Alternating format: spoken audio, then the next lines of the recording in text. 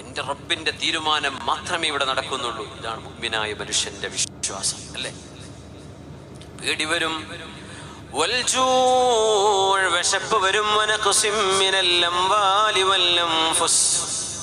വരുമാനം കുറഞ്ഞു പോകും, സമ്പത്ത് കുറഞ്ഞു പോകും, ജോലി നഷ്ടപ്പെടും, കച്ചവടങ്ങൾ പൊളിഞ്ഞു പോകും.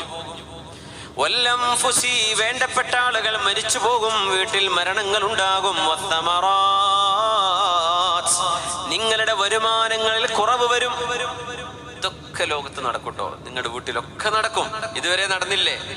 നാളെ മുതൽ ഉണ്ടാവുമെന്ന് പ്രതീക്ഷിച്ചോളി.